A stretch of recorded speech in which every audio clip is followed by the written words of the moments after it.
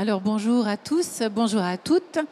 Je suis ravie d'être là pendant 1 heure avec vous. Moi, je m'appelle Sandrine Mercier, je suis journaliste et j'écris un magazine de voyage qui s'appelle AR depuis maintenant 14 ans. Alors, très contente d'être là, mais je sais que c'est une heure un peu cruciale, à 14h30, après le déjeuner. On va essayer de garder votre attention pendant cette période de digestion. Alors, on a eu beaucoup de succès l'année dernière avec le premier Panorama international, où justement on invitait des ministres pour évoquer un peu leur stratégie touristique, avec un angle très développement tourisme durable, responsable. Et donc cette année, on récidive. Alors pour l'instant, vous voyez trois femmes. On attend aussi le ministre de la République dominicaine, Monsieur Enriquez, qui est attendu. Donc on va quand même débuter pour être dans les temps.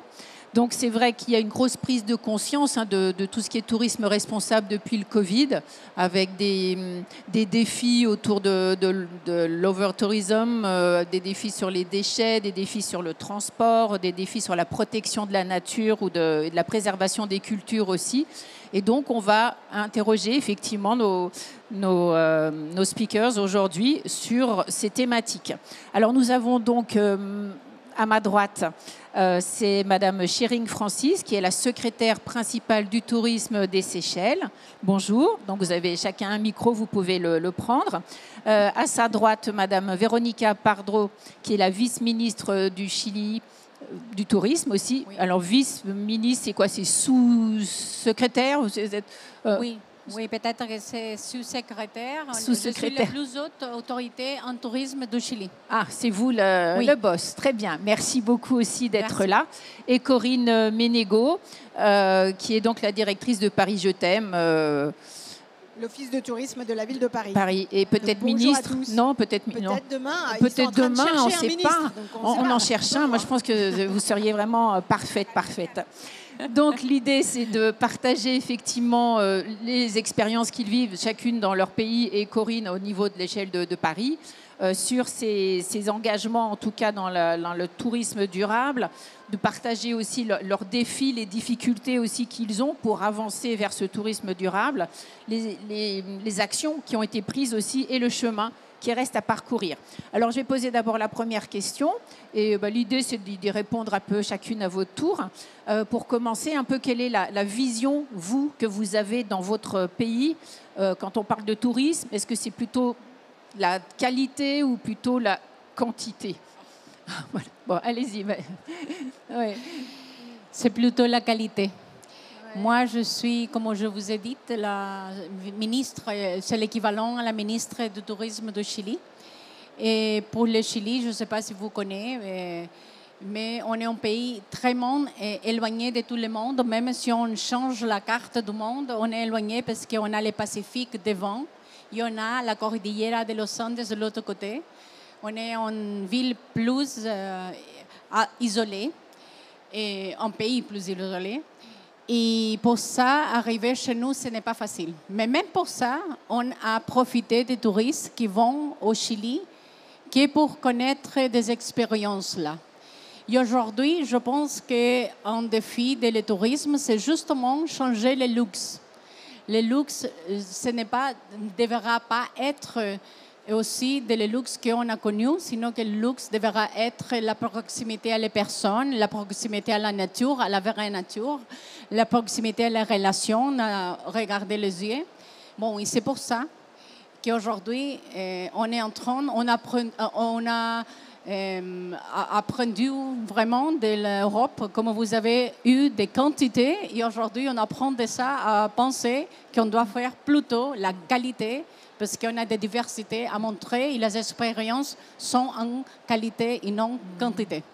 Donc le luxe, si j'entends bien, c'est le fait de pouvoir rencontrer les gens Exactement. Dans des espaces préservés et d'avoir des expériences uniques. Et moi, j'ai découvert les canaux de Patagonie il n'y a pas très longtemps en Chili. Effectivement, c'était une des plus belles expériences de ma vie. Mais aux Seychelles aussi, j'ai pu faire une croisière et j'ai l'impression que la notion de tourisme est assez proche aussi. Vous, c'est plutôt quantité ou qualité?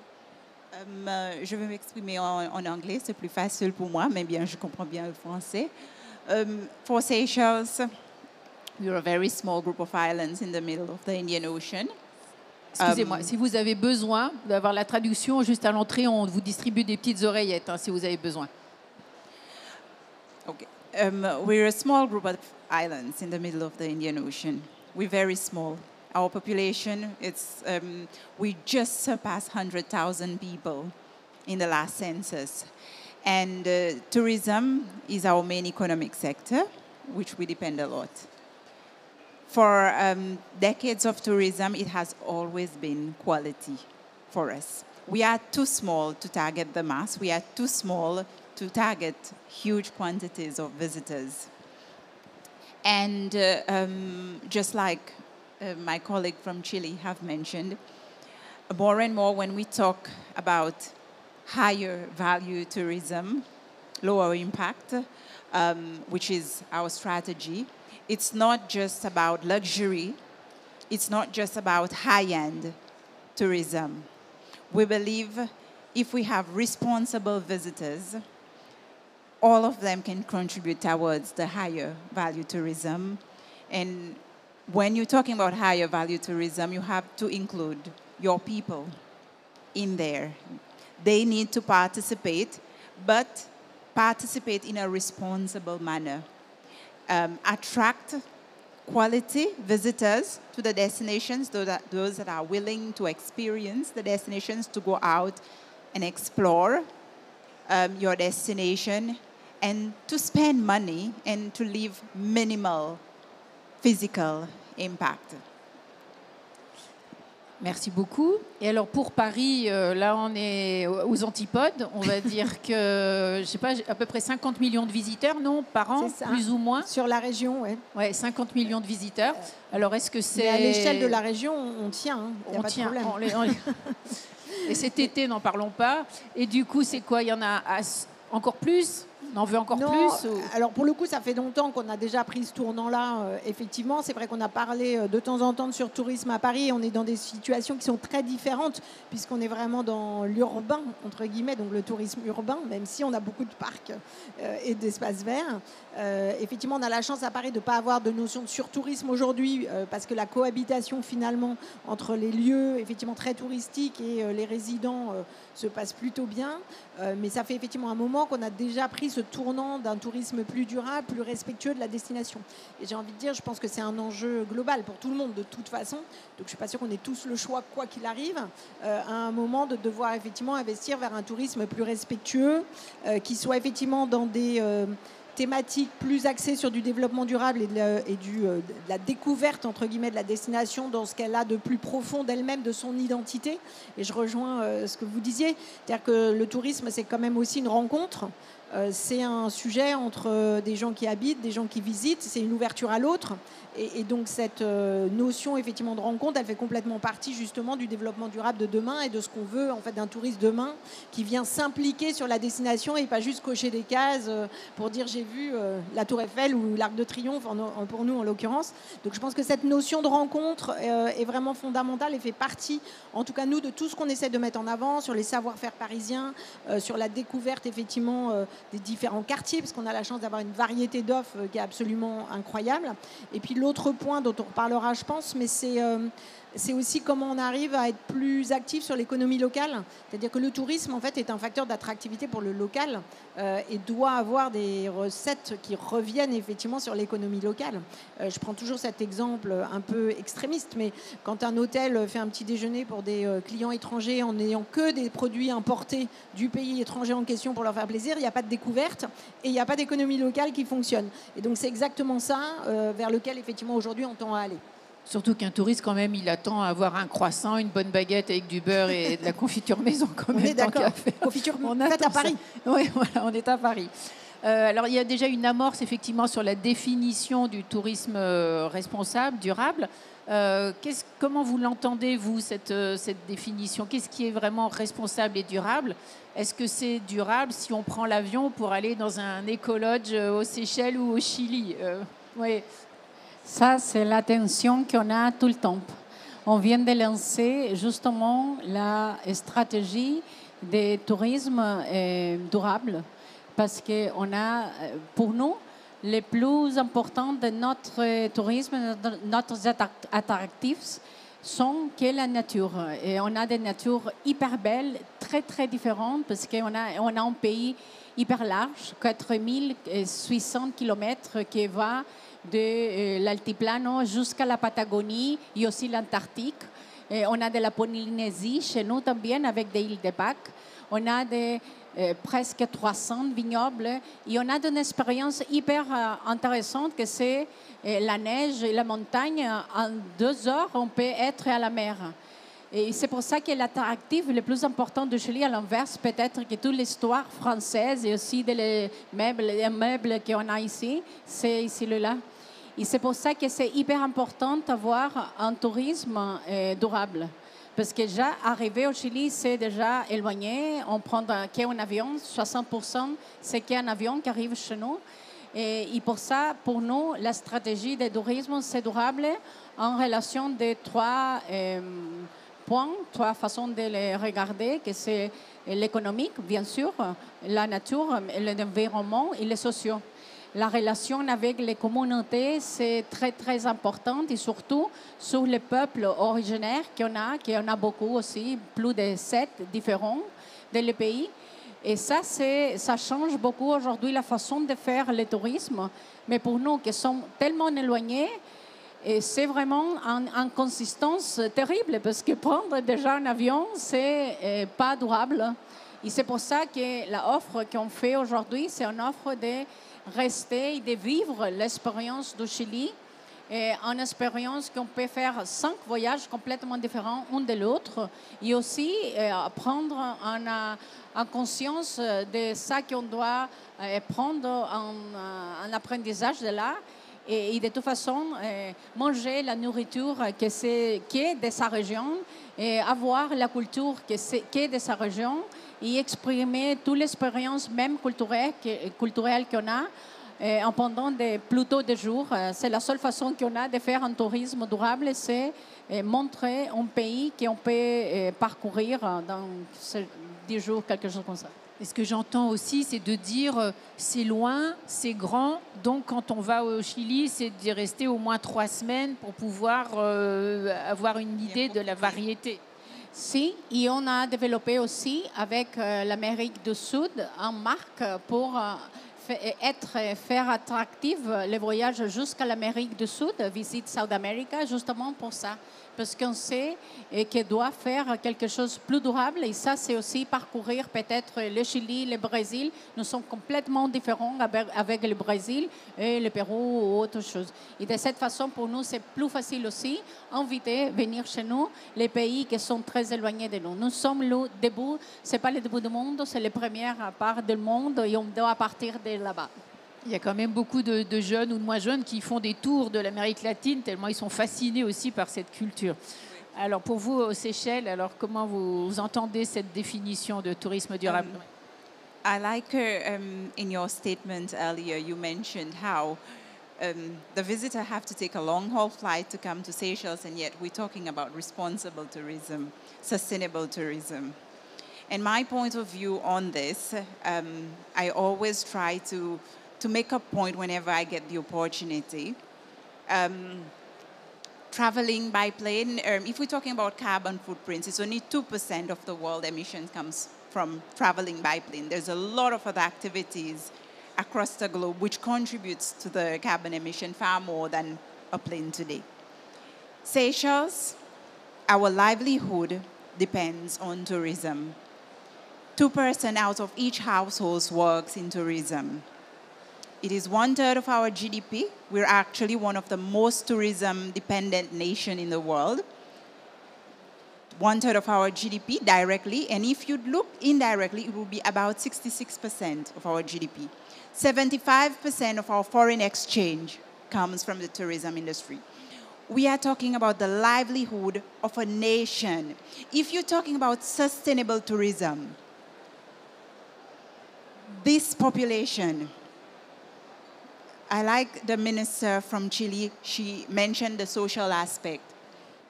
This is the livelihood of the destination. I know there are a lot of lobbyist groups across the world discouraging people to take a long-haul flight to go on holiday in an exotic destination, telling them you'd rather take a train and go next door. You cannot take a long-haul flight because they are being made ashamed to take that long-haul flight. But what about us, these islands? That's our main, there's no other way for you to get to Seychelles. It has to be by a plane. In the definition of sustainable, our livelihood doesn't matter. Our people doesn't deserve to earn a living from this industry. This is, if you're talking about sustainability of a nation is at the core of the definition. We do a lot to, we don't do it to offset the carbon footprint. We do it for the right reason. Environment is the cornerstone of the industry. We would not have an industry if we did not take care of our environment. This is why more than 50% of our small landmass is protected. We've already 30% of our sea territory is protected. And we're working out more. Because we realize this is what the visitors comes to experience. This is what attracts them to the destination. So we are doing our fair share to offset this long-haul trip. And we only get, what? Less than 400,000 visitors a year. We're not even going for the mass, 1 million, 2 million visitors, a small amount of visitors with little impact, but which support a nation. This is our livelihood. So when we're talking about sustainable tourism, let's be fair in the definition. It's not just about reducing the carbon footprint, but yet a nation, they are being deprived from a livelihood, because this also needs to be put in the balance when we talk about sustainable tourism. The economic value it brings for the country. But I do believe, yes, we need to do our fair share to continue to reduce our impact on the planet. That, I 100% agree. Merci beaucoup. Oui, Corinne, vous voulez Alors, réagir? totalement d'accord, et je pense qu'effectivement, il faut arriver à remettre les choses quand même dans le bon ordre. C'est-à-dire que, oui, le tourisme durable, c'est non seulement l'effet carbone, évidemment, mais c'est également l'impact économique, c'est l'impact social, c'est l'inclusion, c'est effectivement l'impact sur l'économie locale, comme je le disais tout à l'heure. Et n'opposons pas non plus les choses. Il y a effectivement des endroits où on ne peut pas aller autrement. Et de la même façon que nous avons des visiteurs qui ne peuvent pas venir autrement qu'en avion. Ça fait aussi partie de cette ouverture. Donc, je pense qu'il ne faut pas opposer effectivement l'avion en tant que moyen de transport par rapport au reste. Ça dépend de combien de temps on passe effectivement sur le territoire, ça dépend de ce qu'on amène au territoire, comment on le respecte. En revanche, là où je rejoins aussi, c'est que évidemment, si on a le choix et qu'on peut faire autrement, on peut faire autrement. C'est-à-dire que, et ça fait partie d'ailleurs des décisions aujourd'hui d'un certain nombre de compagnies aériennes de supprimer un certain nombre effectivement de lignes parce qu'il y a une offre effectivement train qui est moins consommatrice en effet carbone. Donc quand on peut le faire, évidemment il faut le faire. Mais je pense qu'il faut faire attention à ne pas tomber non plus dans l'opposition pure et simple qui n'a finalement pas du coup de lieu d'être, parce que le tourisme c'est aussi cette rencontre, comme on disait, et cet impact sur l'économie et sur le social. Donc c'est fondamental en fait. Alors, ce qu'on comprenait avec les Seychelles, effectivement, c'est que le tourisme était le cœur, le noyau dur, en fait, de l'économie, de la vie, tout ça. Pour Paris, c'est peut-être pas vraiment Si, quand même, ça représente effectivement énormément. Un petit 10%. Un petit 10%. Oui, mais c'est peut-être pas forcément énormément mis en avant. L'autre fois, je discutais avec quelqu'un qui revenait des États-Unis et qui me disait, aux États-Unis, ils mettent en avant dans chaque région en disant, vous voyez ce pont, vous voyez cette route, eh bien, c'est grâce aux touristes que c'est fait. Alors, à Paris, comment ça profite? Alors c'est en partie le cas, puisque d'abord, vous savez bien que la taxe de séjour, notamment touristique, sert à financer un certain nombre d'opérations, non seulement effectivement les rénovations de monuments, parcs, pistes cyclables, routes, etc. Donc en fait, il y a toute une économie quand même qui va autour du tourisme, qui profite également aux Parisiens d'ailleurs, parce que sinon ça ne marcherait pas, et qui effectivement fait vivre aussi des gens. Donc il y a toute une industrie quand même touristique, et on en est au cœur dans ce salon, qui effectivement ne vit que du tourisme, et ça fait partie de l'impact social. Mais l'impact social, ça va plus loin. Donc effectivement, dans le cas des Seychelles, évidemment, on est sur une nation entière qui ne vit que par le tourisme. Mais si on regarde une région comme Paris, comme la région parisienne, on a aussi des gens qui, grâce au tourisme, peuvent vendre des produits, peuvent effectivement écouler aussi du produit alimentaire ou de l'artisanat d'art. Le focus qu'on a fait sur les artisans depuis déjà quelques années, les savoir-faire, fait partie aussi de l'économie locale qu'on veut promouvoir grâce au tourisme. Alors, pas que le tourisme, mais encore une fois, est-ce qu'on est là pour opposer les touristes aux résidents? C'est un vrai sujet aussi. Donc, cette cohabitation est absolument nécessaire aussi pour que du coup, on ait cet impact social et local qui soit le meilleur possible, en fait. Alors au Chili, est-ce que vous pourriez nous donner quelques exemples de bonnes pratiques que vous avez envie de partager avec les autres? Oui, chez nous, on a des labels qu'on donne pour tous les développements qui voudront attendre à tout le monde d'une manière durable. Et ça, aujourd'hui, c'est très, très important, des certifications qu'on a. La création de labels, c'est ça? Labels, oui, labels. Ou des certifications aussi.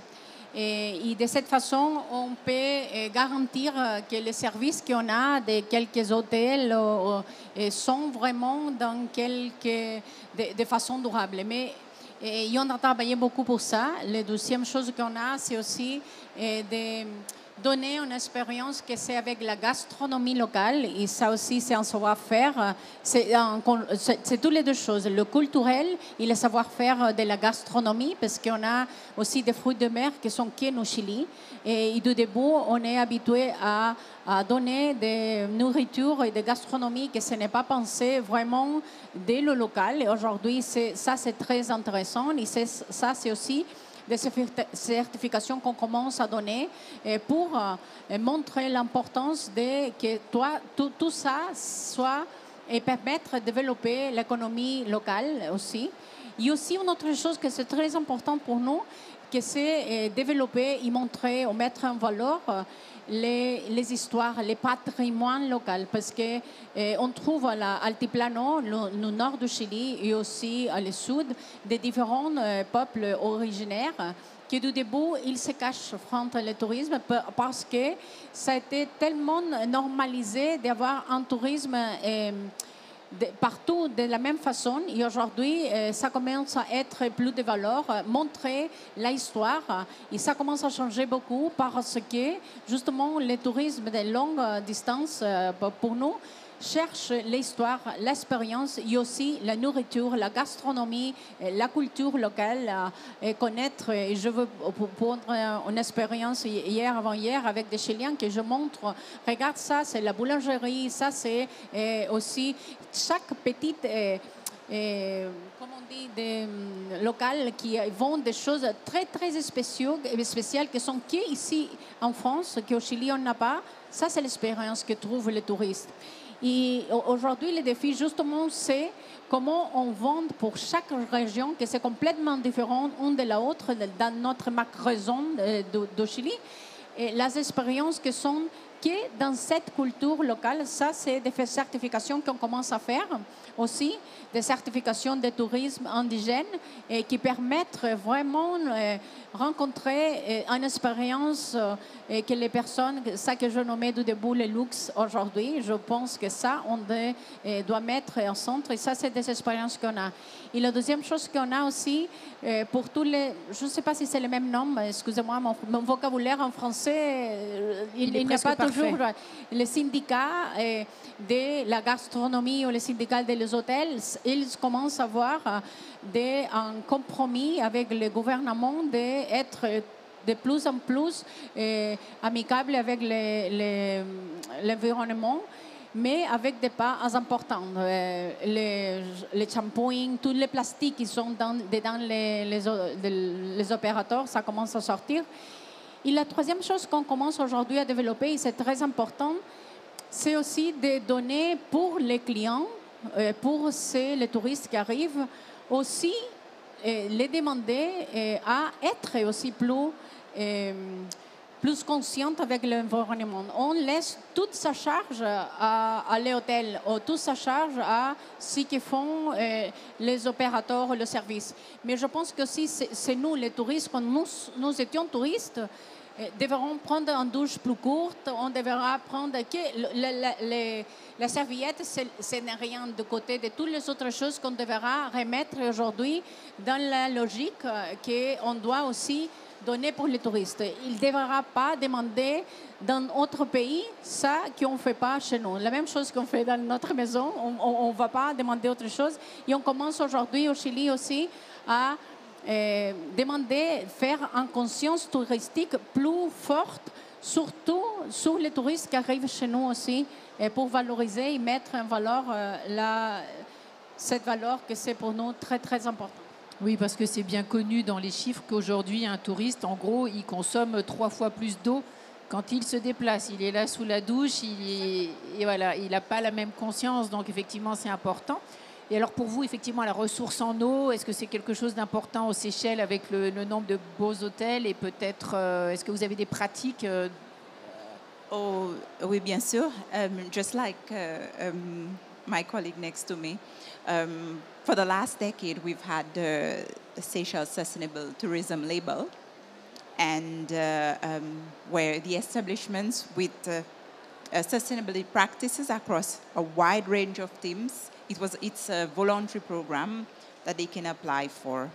We've just reviewed the label. We've developed it into a program, a much larger program, where today we put a lot of emphasis on awareness, on creating awareness, being constantly out there engaging with industry operators, being in the media.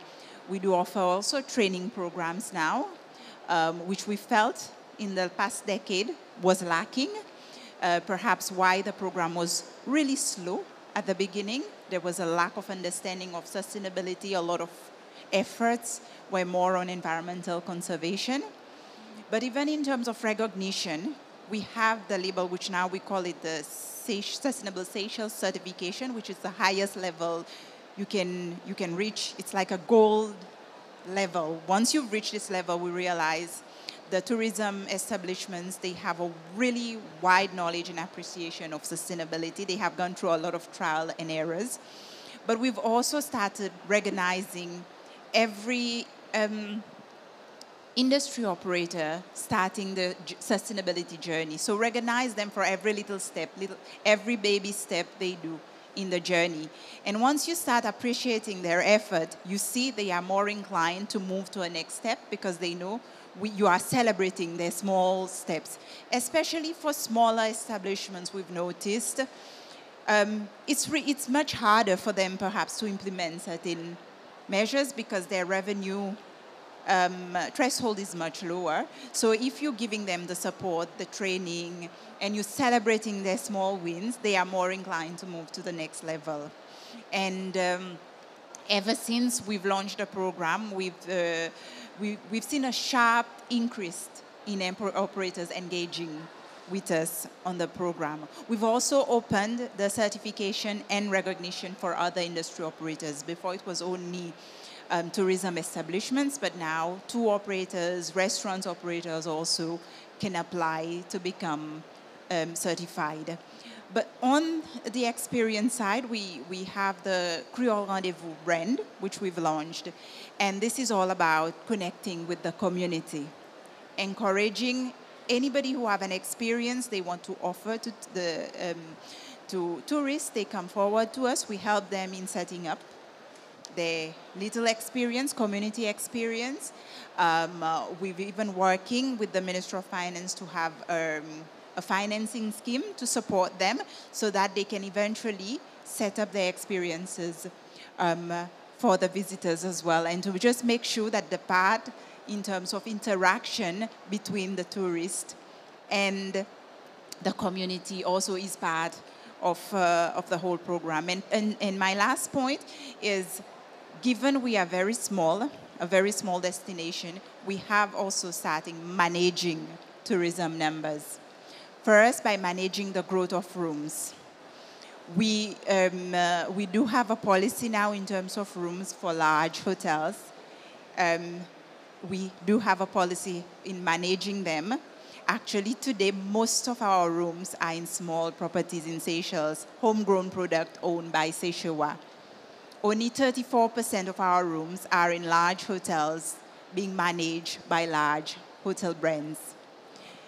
Donc ça, c'est une manière effectivement de faire redistribuer l'argent du tourisme pour que ce soit bien réparti, en tout Exactement, cas mieux exactement. réparti. Especially for the circular economy, Ouais. when it's smaller homegrown product, but with high level of standards and service, the money stays in the economy and it circulates back in the economy. Et vous parliez de la certification. Est-ce que c'est quoi? C'est la moitié, par exemple, des hôtels qui sont certifiés, des restaurants, ou c'est encore une minorité? Actually, the program, like I said, has been there for the last 10 years. And 30% of our room, which was mostly the large property, have been certified. But in terms of number of hotels, we're talking about only 24 hotels. So we realized there was a problem there. Only the larger properties were engaging, most probably also because they have sustainability goals that they need to report to the headquarters as well. One, we've reworked on the label now. It's a program where we have training, we have awareness, more education and awareness campaign. And the program is only 1 year. And in terms of new properties that will soon be certified because we've already recognized them, they're missing just a few points to be certified. We have 52 now versus 10 years, 24 properties, 1 year, 52 properties. So we realize sustainability is a journey. It's not a destination. And you have to start engaging people at the lowest level of the ladder. Start with small little things, especially the small properties. Start with the low-hanging fruits, things which for them it doesn't cost money. It's small initiative, and you start creating support groups. They support each other amongst them. A stronger word support the weakest one, and then they realize there are things they can do, which is relatively easy. It's not rocket science. Once they start the journey and they start getting engaged, they start developing the passion, and then they start engaging with you in every activity you organize because they've started the journey. They will be more likely to come and join you. Yeah. And this is how now you get them, okay, you started water conservation, why not now look at energy? Why not now look at how to do composting in your little property? So you take them step by step by step. Eventually, they will get to certification as well. For the restaurants and the other operators, we've just started, but already we've had quite a dozen in each category, which is already engaging with us. And it's like a family which we are growing, and anybody who engages with us, it's a success already, because before it was difficult to get their engagement. Et alors Corinne, elle en est où cette petite famille, ce noyau effectivement d'hôteliers peut-être à Paris? Dans quelle démarche ils sont engagés ou comment ça se passe? Alors, il n'y a pas que les hôteliers quand même, hein. Donc on en a plein d'autres. Tous les acteurs du tourisme sont concernés et sont engagés. Je pense que ça c'est un travail, et je rejoins ce qu'on vient de dire, parce qu'en fait je pense que le tourisme durable, ça fait un peu peur au départ. Alors, je pense qu'on n'en est plus là à Paris, parce que ça fait déjà quelques années qu'on travaille sur le sujet. Mais c'est vrai qu'au début, ça fait peur, et la certification, c'est tout de suite très compliqué. C'est souvent cher, d'ailleurs. Ne l'oublions pas non plus. Donc, c'est vrai qu'on a eu, nous, en tout cas, on a eu de cesse depuis quelques années de travailler avec les uns et les autres de manière assez collective, mais aussi individuelle, et effectivement étape par étape, et d'essayer de faire passer aussi le message en disant que chaque pas est un pas gagné, et c'est pas parce qu'on n'arrive pas à la certification avec 100% de réussite qu'on peut pas faire 10%, puis 10%, puis encore 10%, et puis qu'on y arrivera au bout du compte. Donc chaque petit pas est quand même significatif et doit l'être, et je pense qu'il faut célébrer ça aussi pour être aussi dans cette logique positive, parce que sinon on n'est que dans la sanction et le négatif, et ça peut pas marcher. Et effectivement aujourd'hui, je pense qu'à Paris, on a quand même beaucoup d'acteurs touristiques très engagés sur le sujet. Après, je pense qu'il y a deux sujets. Il y a un sujet collectif. Il faut qu'on ait suffisamment d'acteurs qui soient engagés et qui soient collectivement engagés. Ça a été tout le sujet pour les Jeux Olympiques et Paralympiques, mais pas seulement. On a créé notamment le manifeste de l'hospitalité qui est signé par l'ensemble des acteurs du tourisme et de montrer aussi que ça s'élargit, comme on disait tout à l'heure, à tous les sujets. C'est-à-dire c'est aussi bien l'accessibilité, c'est l'inclusion, c'est le social, c'est l'économie locale. Donc ok, je suis peut-être pas très bon sur l'énergie, mais à côté de ça, j'achète tous mes produits locaux. Peut-être pourquoi pas. Donc voilà, donc il faut effectivement essayer aussi dans cette logique-là. Et une fois qu'on a ce collectif, parce que sans l'offre qui fonctionne, ça ne peut pas marcher. Donc il faut quand même qu'il y ait l'offre à la base, c'est l'infrastructure, je dirais, de départ. Et ensuite, je rejoins aussi ce que vous disiez, il faut que nos touristes soient également éduqués. On est en train d'ailleurs de réfléchir par exemple à ce manifeste de l'hospitalité qui est aujourd'hui vraiment sur une version très B2B, à le faire en version touristique. C'est-à-dire moi j'adorerais que chaque touriste qui vient à Paris signe le manifeste de l'hospitalité et dise moi je m'engage à utiliser les fontaines d'eau de Paris pour les gourdes, j'adhère à la charte zéro plastique à usage unique qui est déjà adoptée par l'ensemble effectivement des professionnels, parce que si tous les professionnels font ça, je prends la charte des zéro plastique à usage unique qui existe aujourd'hui à Paris, honnêtement il n'y a plus un hôtel qui a des bouteilles en plastique. Mais si à côté de ça, vous avez tous vos petits vendeurs qui vendent des bouteilles en plastique et qui sont alpagués par tous les touristes qui achètent des bouteilles à côté, ça ne sert à rien en fait. Donc voilà, il faut qu'on soit effectivement dans cette logique, je pense, de faire avancer les choses conjointement. Mais le visiteur, mais comme le résident, chacun d'entre nous à titre individuel, a aussi cette responsabilité. Et vous aviez raison, hein, les chiffres sont réels, c'est vraiment 3 fois plus d'eau. Quand même hallucinant de se dire que quand on vient dans un hôtel, on va consommer plus d'eau que chez soi. Pas de raison, on laisse les lumières allumées, pourquoi, etc. Donc je pense que là-dessus, il y a un vrai sujet quand même d'éducation. Et on réfléchit. Copenhague a fait une opération un peu coup de poing de communication sur le sujet. Mais on réfléchit du coup à comment mieux communiquer sur ces sujets et mieux récompenser peut-être, s'il y en a besoin, en tout cas les efforts de nos touristes qui viendraient sur la destination pour toutes ces raisons-là aussi. Et ça rejoint ce qu'on disait tout à l'heure, c'est-à-dire que moi je reste convaincue qu'on doit choisir une destination pour ces raisons-là et que c'est l'enjeu de demain en fait. C'est que la marque d'une destination, pour nous Paris, mais ça peut être évidemment les Seychelles ou autres, mais ou le Chili, mais soit des raisons, on y va parce que ça représente des choses qui sont fidèles aux valeurs qu'on a envie aussi de porter. Et on ne fait pas le même voyage, je ne citerai pas de nom, mais dans d'autres pays qui ne sont pas du tout dans cette démarche de tourisme durable, ou quand on va effectivement dans un pays qui est fortement engagé. Ce n'est pas le même voyage, ce n'est pas la même chose. Et pour terminer peut-être quand même, un petit mot sur le tourisme d'affaires, parce qu'on est en plein dans le sujet aujourd'hui sur le salon, mais c'est encore plus vrai pour le tourisme d'affaires. C'est un vrai sujet. Donc là, nous, on a travaillé sur un calculateur en partenariat d'ailleurs avec l'Unimeb et avec la région, qui inclut d'ailleurs les versions non pas seulement effet carbone, mais l'économie locale, le social, l'inclusion, les efforts faits en termes d'accessibilité, etc., qui permettra du coup d'avoir un petit bilan de ce qu'on a apporté à la destination, pas juste effectivement l'effet carbone. Et je pense que c'est encore plus vrai de choisir une destination pour les valeurs qu'elle représente. Quand on est patron d'entreprise, on veut passer des messages aux salariés, aux partenaires avec qui on travaille. Donc on choisit également une destination pour toutes ces raisons-là. Et c'est là où je pense qu'on a aussi un sujet, un levier qui est extrêmement fort en termes d'attractivité en fonction de ce qu'on défend tous les jours.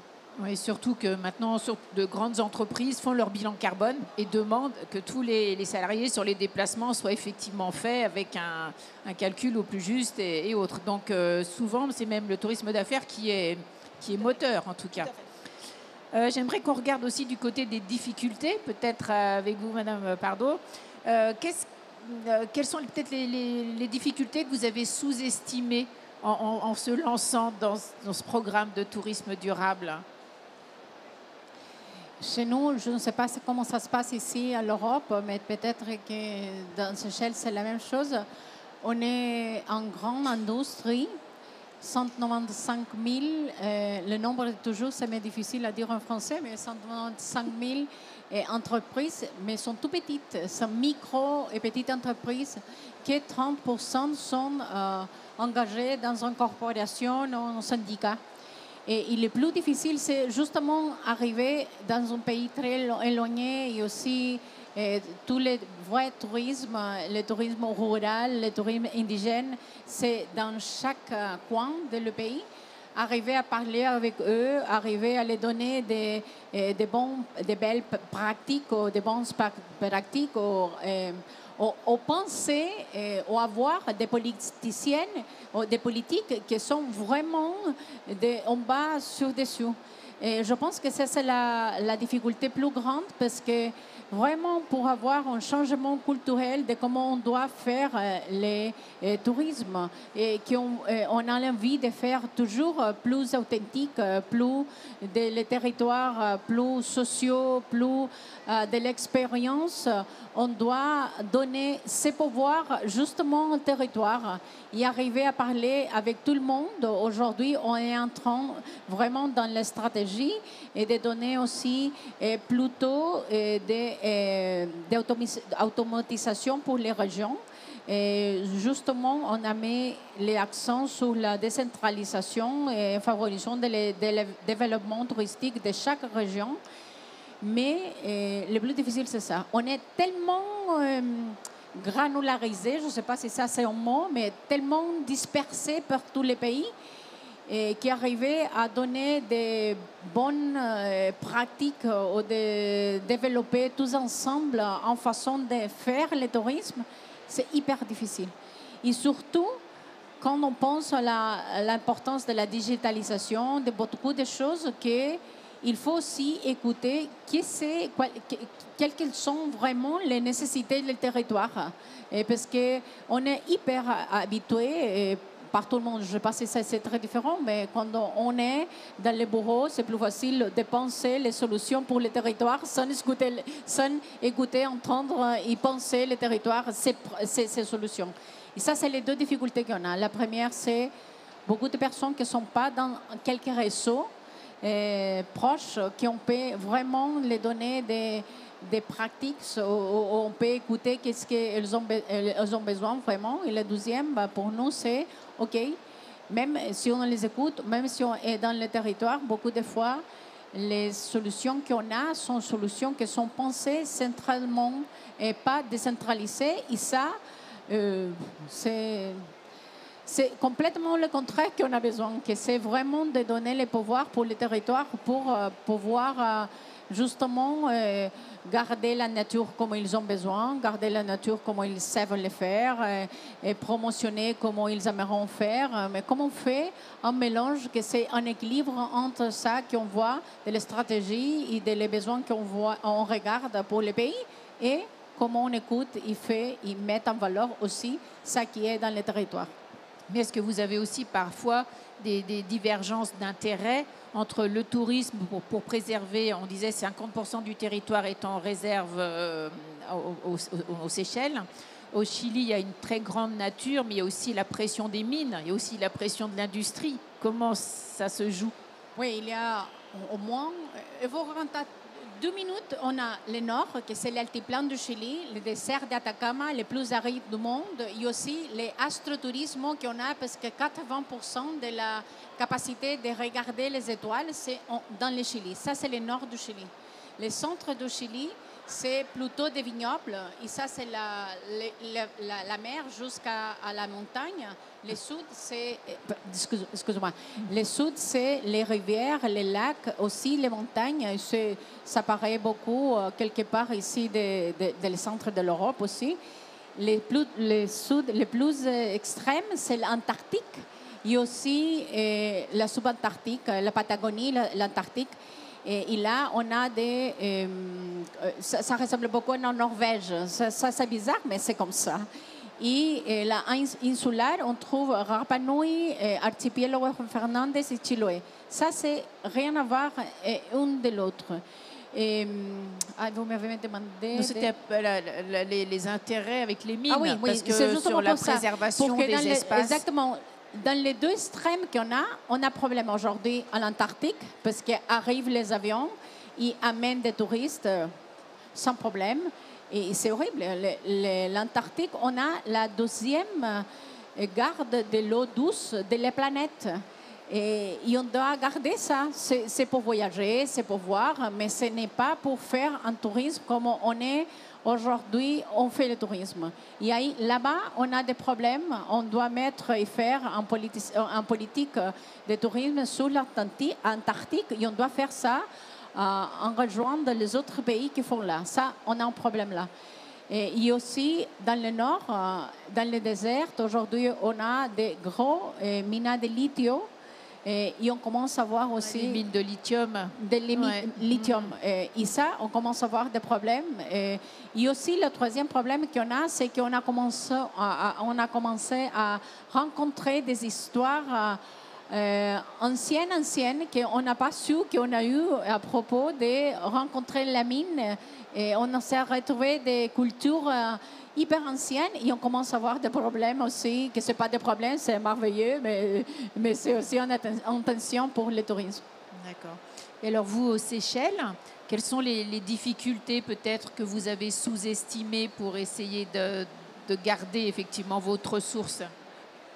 For us, in implementing our sustainable tourism policy, even the label, it was stakeholder engagement. I realized when I was previously the CEO of the Seychelles Tourism Board, so I was like the servers in the restaurant serving whatever policy the department prepares. And when I was given my new role as principal secretary, where I was basically in charge of everything, this is one program we sat and tried to analyze why is it after 10 years we've had so little engagement. And we realized the program was very good, a very good program. It's difficult for a hotel to do greenwashing. They have to really mean what they are doing to get certified. But it was up there. A lot of properties, for them it was just too difficult. It was just this thing up there. They would never get up there. And their understanding of sustainability, why they should be doing it, some of them, it was just to start the conversation with them. And we realized stakeholder engagement, we needed to do a lot more work. This is when we developed the program and we said we have to be consistently and constantly out there in the industry, start engaging them at the lowest level possible. Make them understand that to get to certification, we should aspire to get there, but whatever small things you are doing, it's also equally important.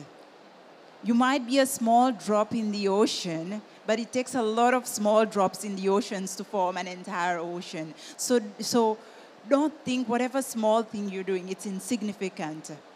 And then this is when we started to get engagement, because everybody had a story to tell.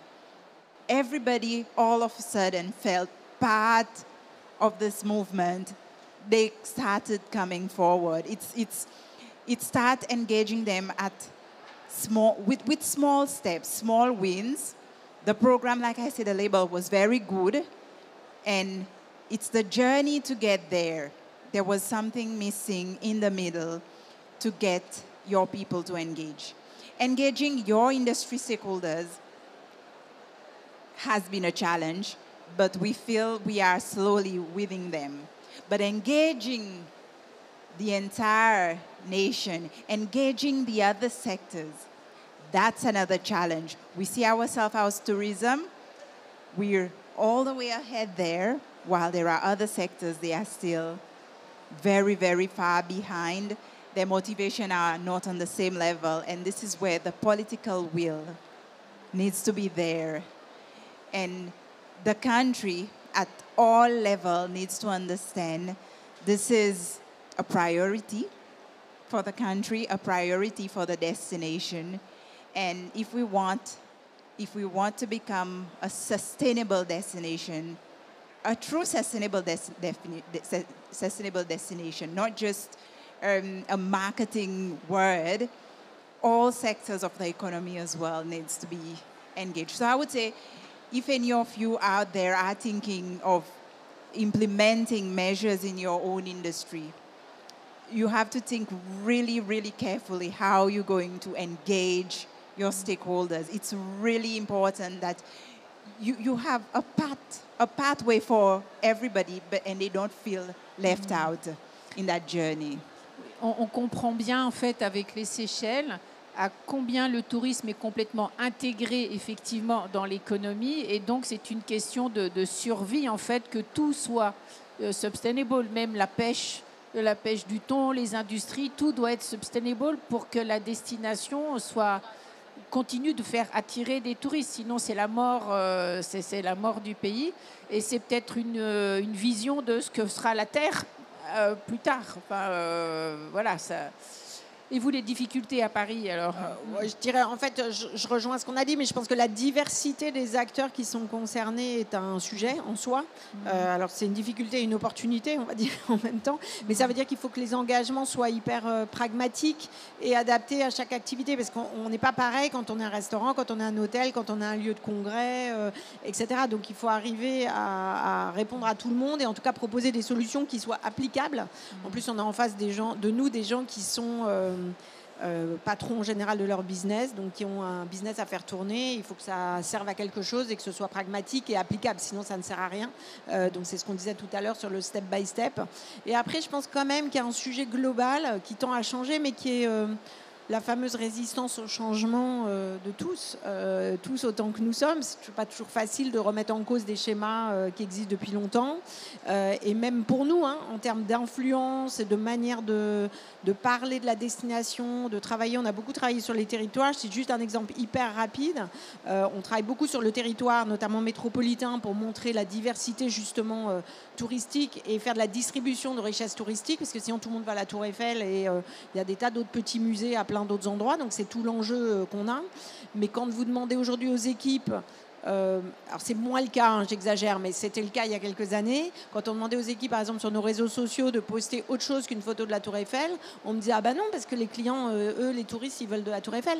Je dis mais je m'en fiche en fait qu'ils en veulent ou pas. Nous, on va leur montrer le château de Vincennes. Enfin, j'en sais rien. Mais voilà. Et en fait, c'est ce travail-là qui est quand même c'est anecdotique et ce n'est plus comme ça. Donc je tiens à préciser. Merci à mes équipes. Mais c'est vrai que c'est un vrai sujet. Nos hôteliers. Je pense que si je regarde encore, malgré les relances incessantes que nous faisons sur nos adhérents, il doit y avoir au moins la moitié des hôtels à Paris qui ont une photo de Tour Eiffel sur leur site web. Il m'étonnerait qu'ils montrent autre chose. Donc on est quand même dans un moment de changement qui n'est jamais facile et ça va prendre du temps et c'est pas grave. Chaque initiative doit être célébrée comme on le disait, mais c'est probablement la plus grande difficulté aujourd'hui. De faire évoluer l'offre, c'est ça, enfin de sortir. L'offre et la perception, parce que si un visiteur qui vient, lui, s'en fiche complètement parce qu'au final, il a quand même sa bouteille en plastique et il veut une baignoire parce qu'il veut une baignoire. L'hôtel aura beau lui dire, moi j'ai une douche, ça marchera pas. En fait, il sera pas content. Donc, en fait, il y a quand même encore une fois cette conjonction. Il faut que tout le monde avance en même temps, en fait. Et avec les Jeux Olympiques, donc il y avait un engagement de durabilité. Est-ce que ça a été tenu? Comment? Mais parfaitement, nous avons été les Jeux les plus durables de l'histoire, je crois. Oui, et puis il y a des engagements, surtout, je pense que ce qui est encore le plus important, c'est l'engagement sur l'héritage de demain. Donc on a beaucoup parlé de la Seine, donc je ne vais pas redire, mais c'est un des engagements quand même forts aussi. Le vélo est un engagement fort, j'en parlais ce matin en bilan jeu, 80% de déplacements en plus pendant effectivement la période des Jeux, mais qui n'ont été aussi rendus possibles parce qu'il y a l'offre, parce qu'il y a la flotte de vélos, parce qu'il y a des parkings à vélo, parce qu'il y a des pistes cyclables. Donc je ne dis pas que le vélo est l'alpha et l'oméga de tout, mais c'est un sujet quand même majeur. Les changements de transport, la ligne 14, la mise en accessibilité d'un certain nombre de lignes, métro, SNCF, etc., font partie aussi de ces engagements vers un tourisme plus inclusif et plus durable. Donc oui, je pense que sincèrement, ces Jeux ont été un facteur d'accélération formidable, et notamment sur la partie accessibilité pour vous. Et est-ce que pour remplacer la photo de la Tour Eiffel, maintenant on pourra être en maillot de bain dans la Seine? Ça va remplacer Ça peut. Alors mon ami, le directeur de la Tour Eiffel, ne va pas aimer que je dise ça, mais on ne la renie pas parce qu'on l'aime beaucoup. Mais c'est vrai qu'il faut se servir justement de cette notoriété-là pour pouvoir promouvoir le reste, parce qu'il y a des tas de pépites, comme on disait, à différents endroits culturels et pas seulement, à découvrir, et c'est la richesse de nos destinations.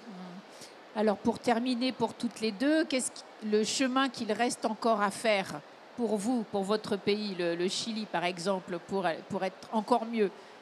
Vous allez travailler sur quoi? Beaucoup de choses qui ont parlé. Oui, je voudrais reprendre une petite chose de l'avant, mais je pense que c'est le chemin aussi. C'est d'avoir des offres vraiment je ne sais pas comment dire, entrelacé dans tous les acteurs du tourisme. Ça, ce n'est pas, on ne peut pas parler avec un type des acteurs. On doit avoir des acteurs complets qui sont convaincus de ce sujet. Et justement, quand ils sortent de l'hôtel, qu'est-ce que les touristes voudront faire? Offrir aussi marcher, offrir aussi rejoindre et mettre de l'eau dans la bouteille et avoir une histoire et donner une expérience plus durable. Mais tous les acteurs, aussi les gastronomies, aussi les culturels, je pense que ça c'est le chemin. Ça c'est qu'on parle avec chaque région du Chili parce que c'est hyper drôle. Et ils demandent plus de décentralisation. Mais ils me demandent à moi à faire la politique pour qu'ils aient plus de solutions plus durables. Et pour moi, il faut se mettre en route tous ensemble pour définir, de la même façon qu'on fait quand on invite chez la maison, on dit qu'est-ce que je servirai de nourriture, comment j'aimerais bien vous recevoir, combien de personnes je recevrai, jusqu'à quelle heure je recevrai chez moi. C'est la même chose qu'on le dise à eux qu'il faut faire dans chaque région, parce qu'après, ils me disent à moi, mais nous sommes surpassés en quantité de personnes, mais il faut mettre en limite. C'est ça nous a donné le Covid aussi, connaître les limites et la foro, je ne sais pas les mots en français, et combien de personnes je voudrais rentrer dans chaque part. Et je pense que ça, les changements de tête, que ce n'est pas que quitter les petites plastiques, sinon changer en façon de faire les offres. Et c'est pour ça que tout début, je dis que mettre les luxe aujourd'hui, ce n'est pas avoir plus de l'eau dans la douche, sinon avoir de meilleures expériences qui sont dans chaque pays, dans chaque région. Je pense qu'avancer jusqu'à là, mais qu'on vraiment un pouvoir des territoires pour faire ça, pas pour que la ministre pense ça, sinon parce qu'on voudrait montrer les expériences qu'ont eu les peuples qui ont vécu du début dans notre pays. Aujourd'hui, il faut mettre ça en valeur. Merci beaucoup. Et pour vous, alors, le dernier mot, effectivement, sur la vision pour le futur, sur quoi vous voulez encore progresser pour la suite? Yes.